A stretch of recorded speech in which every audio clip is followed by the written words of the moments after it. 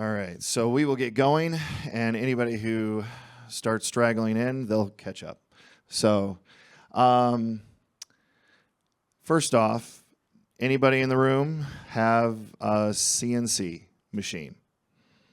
Okay, if you have a 3D printer, you have a CNC machine as well. So, all right, so I'm Malamaker. Josh Malavolti is my everyday life name. Malamaker is my online name.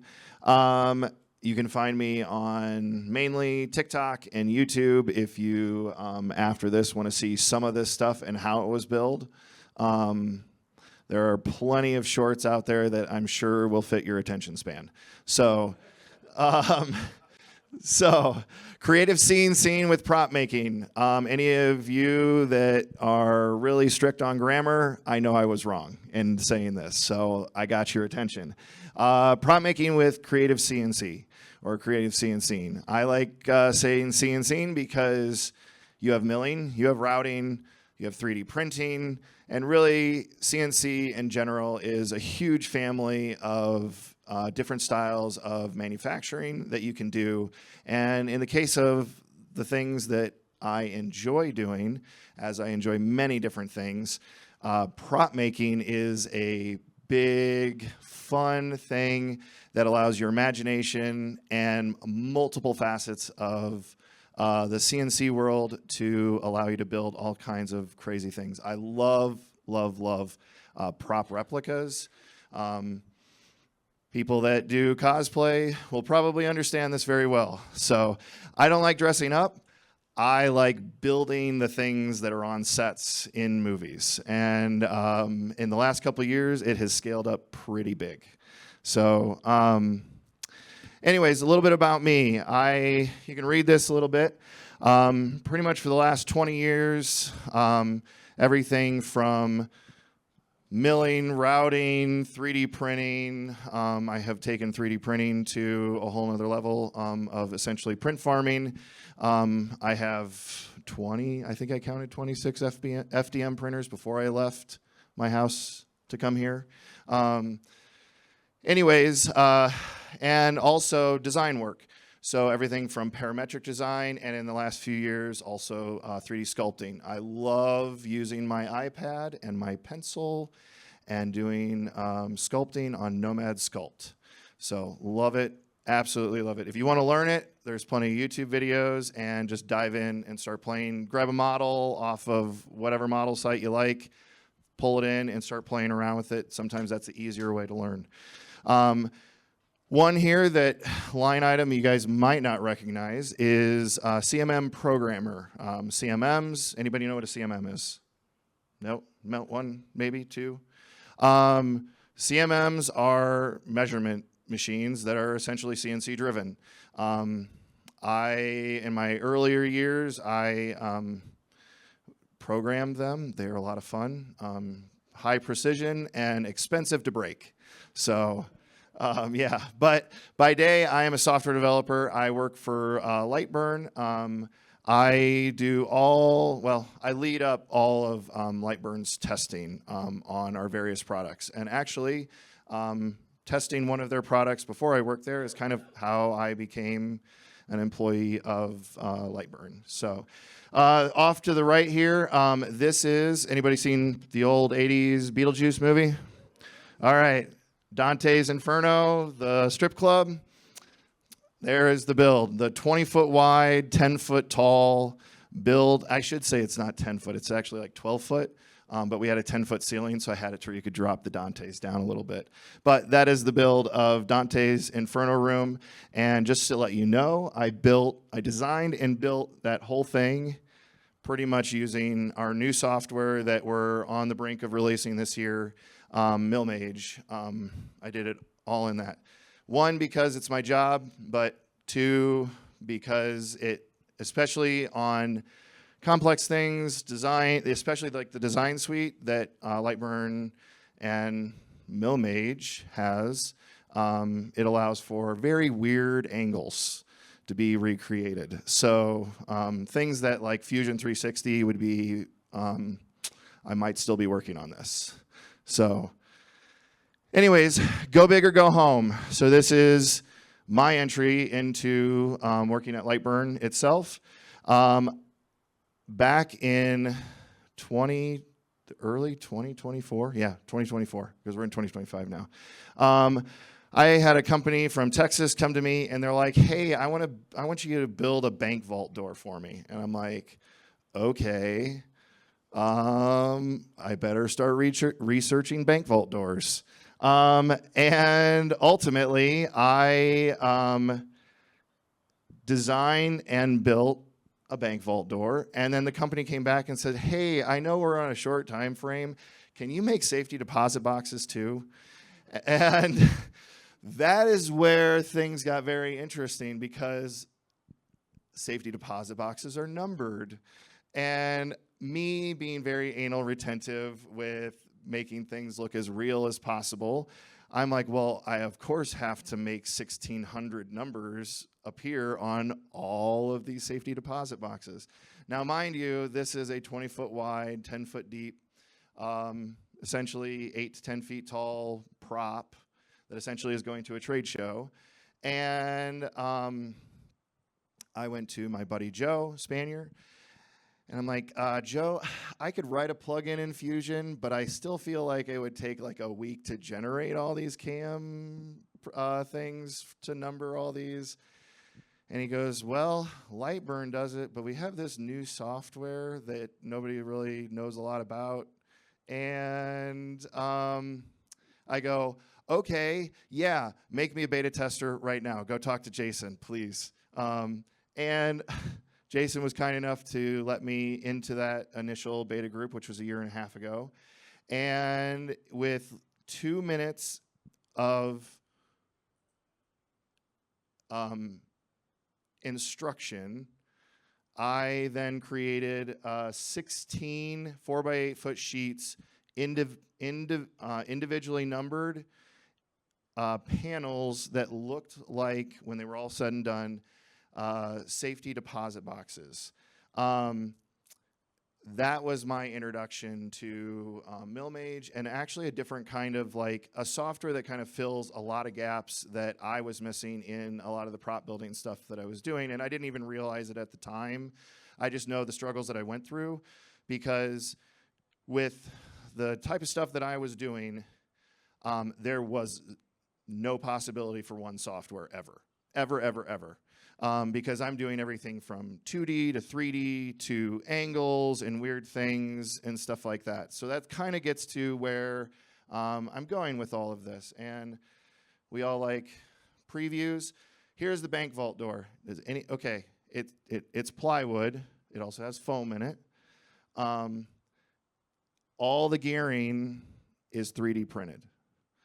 All the front of all those accessories, other than the bars and the pistons themselves, it's all 3D printed.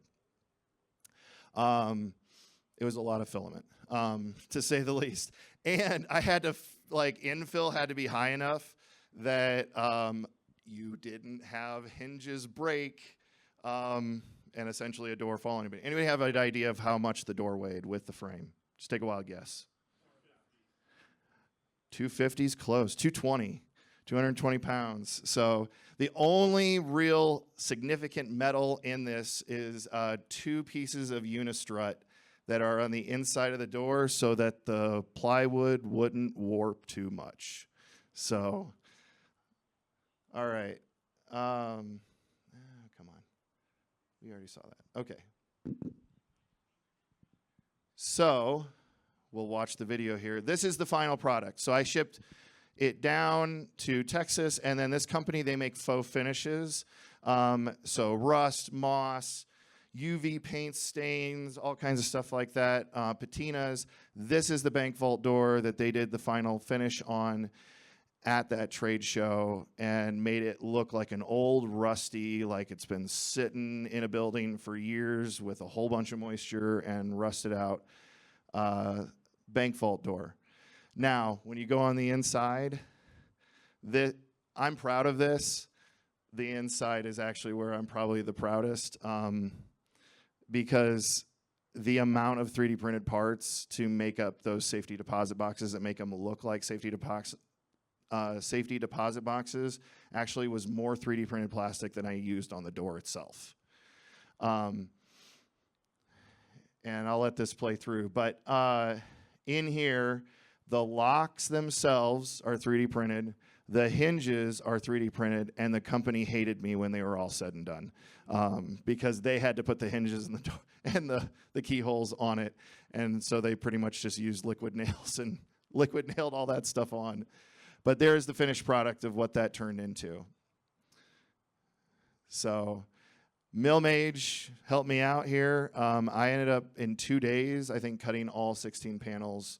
And one thing that like Lightburn and Milmage, our software is sometimes used for is serial marking. So we have sequencing numbers and things like that. Essentially, I use that, but exploited it in a whole different way that I don't know if we had ever seen that used that way before. What's that tool called, Josh? Sequencing? Wait. Oh, sorry, variable text. Sorry, my bad. Variable text. I was using it for sequencing, but yes, variable text. So why Milmage? So if you know Lightburn, how many Lightburn users we have in here? All right, a handful. Okay, so pretty much before I worked at Lightburn, I lasered things like probably maybe a dozen times before that. So I knew Lightburn a little bit. But I will just say that if you haven't gone out, you are interested in lasers, maybe you want to get a laser or you want to get a CNC, go out and download Lightburn and just start playing around with the design suite. It is crazy easy when you get into it. And some of the things I'll talk here about in a second, with some of the things that I have made, honestly, I don't know how I would do some of that now that I have some of the tools like Lightburn and Milmage, because I like organic things, but converting things from an organic nature that we all see in the everyday world to computerized interpretations of that, and essentially 2 and 2.5D isn't as easy as you would think. And you can probably imagine, because in the 3D printing world, printing things that are more organic can be sometimes tedious and difficult, failures and all of that. So if you know Lightburn, you know Milmage. Essentially 80% of Milmage is the what Lightburn has for a design suite. Your cam work is the only real difference. And honestly, I know Fusion. I've been using Fusion for years and years and years and years and years. And before that, I started with Pro E. So this might date me a little bit. I started with Pro E, and then it turned to Creo, and then I think my cracked version wasn't usable anymore, so I went to Fusion. So, so anyways, I have been around the block when it comes to the parametric design and stuff like that. And also, so this gets into the real life to design to cam. So bricking, boulder work, things like that. It's really nice sometimes to be able to CNC cut some of this stuff. I am harping hard on our developers to develop MeshCam in Milmage one day. I look forward to that because I will show you a photo here that I had to do in another software, but it was sculpted in Nomad Sculpt, and I CNC cut a piece that it would have probably taken me 50 times as long to create. So ultimately, our vectorization tools are very handy. So what I do is I'll go out into the wild, the outdoors, and brick. I find this really cool old building, really cool brick, and I take a photo of it. I will bring that into Lightburn Milmage, vectorize it, and clean it up there. And then create multiple levels of that 2.5D cam, and then throw a piece of foam on a CNC router and start route cutting it out. And I'll show you some examples of that here in a second. So ultimately, with that organic nature, you get a lot of noise. You get a lot of noise. And our vectorization allows you to clean up some of that through automated means, But then I will also take and hand pick some things. I'm like, oh, that doesn't look right. That doesn't look right. And I'll clean it up even manually too in our suite. And ultimately, too, with that, while I'm going through it, I can even layer it too. So I can create different processes, layering to essentially create different depths of things and use kind of like grouping and layering tools to be able to do that. And then it boils down to very simplified but powerful cam. And I will kind of play this video here. This is MillMage. Now I'm going to explain this bricking, and you'll see the actual result of this here in a second. I have to test our software, right? So what is my job? To break it. My job is to break it and to work really, really hard to break it. Now, I have used Fusion for years, and if I were to bring in a 4x8 foot sheet of brick pattern into Fusion, I don't know if it would implode or explode, but if any of you have used Fusion on anything like this, you know the struggles that I am talking about. I think it would take at least a day or two of me walking away from my computer for it to finally generate the cam, honestly. And then that's if I was able to select it all. So anyways, with MillMage here, this is the most inefficient drawing I could create. It essentially takes this bricking, which is nowhere in this drawing is it unique. So I know how our algorithms work. I know how to exploit it to make it the most inefficient. So I take our owner, Jason, and his logic that I know how he has taken some things, and I've made this inefficient. And literally this in 1 minute generated the cam for a 4x8 foot sheet of just standard bricking that you would find like in an old brick building, maybe in your downtown area. This is a 3.5 hour cut job on a 1/2 inch sheet of foam, to give you an idea of how much cutting is being done here. So, which is a lot. And I actually had to speed this up to about 100x to get through and show all of the cut. So this is a preview showing the preview if you were to cut this in MillMage. So I won't drain this. This kind of gives you guys an idea of what we have done and the efficiencies that we have with our software. So, so now show and tell. All right, so everybody likes, see what we build. That's why we come here. I grew up in Murph, so I've been going to Murph in Indiana for a long time. And, just like here, our makers come in, we build stuff, we bring stuff, like the giant wolf that's over there. I appreciate that. I love large scale builds. Anyways, here's Dante's Inferno room with a 10-foot ceiling. And you can kind of see it's crammed down a little bit. But this is at the Houston Horror Film Festival down in Houston, Texas last year. And over here to the right is the Beetlejuice sign, which is lit up. So using an ESP32 to create the NeoPixel essentially chase. And I use 3D printers. I use slicers. I used MillMage. So MillMage, Nomad Sculpt, and Nomad Sculpt I used to create the Beetlejuice tombstone. And I tried to get it as close as I possibly could to the movie. How I did that is I used a mesh cam. Actually, I was able to amazingly get Fusion to work on that. I used Fusion to essentially mesh cut the tombstone itself, the main part of it, and all the gargoyles. I actually, in Nomad, was able to break them away from the tombstone itself, and all those are actually 3D printed. I also do mold making and casting and epoxies and all kinds of stuff like that.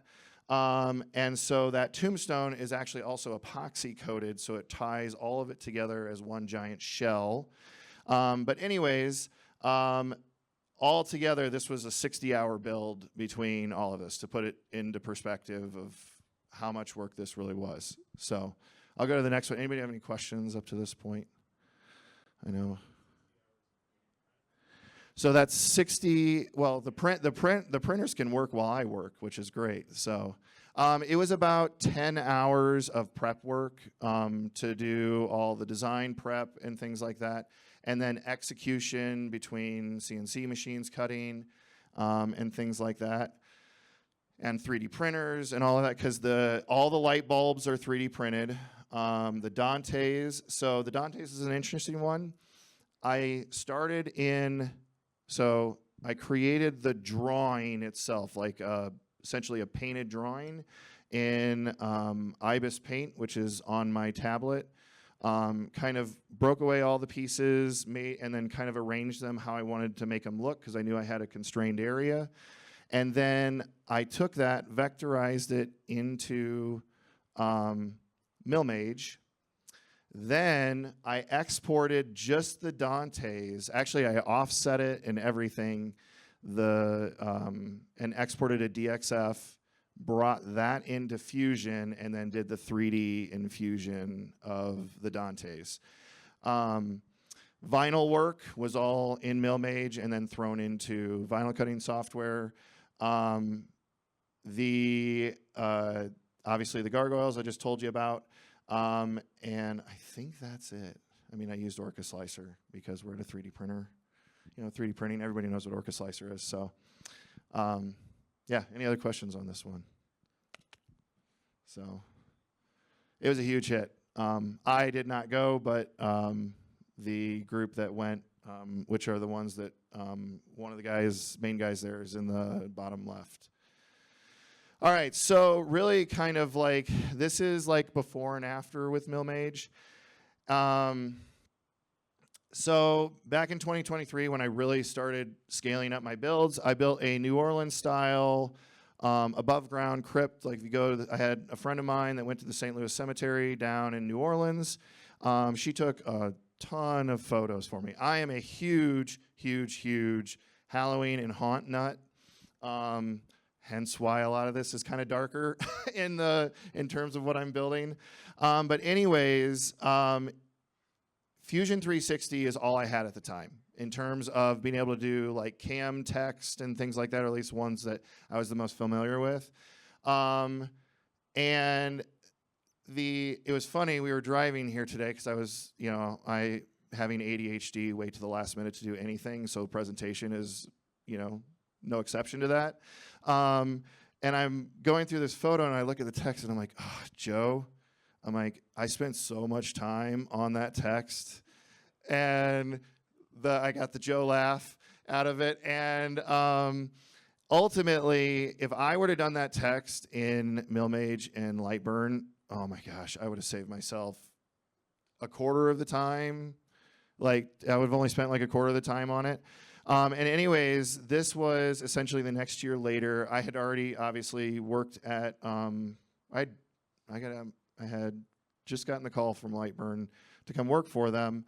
I was bringing this to a trade show. This is, so anybody seen Indiana Jones and the Last Crusade? All right. When they go to the library and they break the floor and they go underneath the library, this is inspired from that. This ultimately was 4 times as complex, and I was able to, and I mean, it has no text either. I was able to, it was an 80-hour build, but a lot of that is because of the foam work I did, a lot of it manual. But in terms of Milmage, I used Milmage to cut all of the core of all of the plywood that essentially is underneath that foam, and it made it so much easier because honestly, if I were to do this in Fusion, I would have had to make a 3D. I mean, yes, I could do it in 2D, but if I'm going to do it in 2D, I might as well do it in 3D, and then assemble it all to make sure it all fits. I mean, because if I'm already going that far, I might as well go further. But anyways, this is 4 times as complex, twice the amount of hours. If you the math doesn't add up there. That's because Milmage really allowed the cam work, which really is, cam work can be time consuming at times. And if you sat in Joe's talk yesterday, cam is a little bit more manual for CNC machines. So it definitely trimmed down the time on that. Now, this is my this year, because we all have our side hustles. This is my side hustle. I make for fun fog machines, special fog machines. But anyways, this is a build that I did solely in MillMage because I wanted to push the software to its limits and see what I could do. Here is your brick. And ultimately, I cut massive 4x8 foot panels of brick and put it together. Unfortunately, I didn't get this as done as I wanted to, but in the next month, anybody of you that would or does follow me like online, I will be posting final videos of this. So, Teenage Mutant Ninja Turtles, anybody seen it? Any of the movies or TV shows over the years? No idea what it is? All right, cool. So I wanted to kind of have a New York sewer underground scene, and I took one of the newer kind of like humanoid turtle, Ninja Turtle movies, and grabbed some of those scenes, and then grabbed some of the cartoon scenes, meshed them in, and essentially created what looks like an area of underground tunnel or underground sewer in like New York. Even as far as a manhole cover in the middle. So this is both CNC and laser cut, all in the same file. Two different softwares, Lightburn. I shouldn't say it was all MillMage because I did use Lightburn as well. So anyways, I created a manhole cover using our software as well through a logo in it and cut it as well. And then epoxy coated it because fog is at least 80% distilled water. So wood plus water does not equal good things all the time.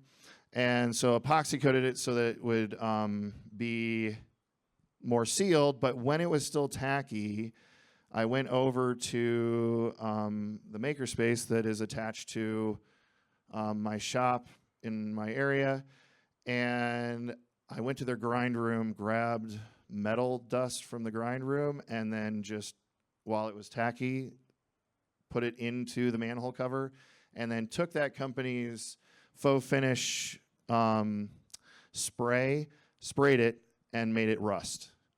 So just to kind of give you an idea of all the different, like some different methods that I use. So, so before I go to my last slide and let people ask questions, things like that.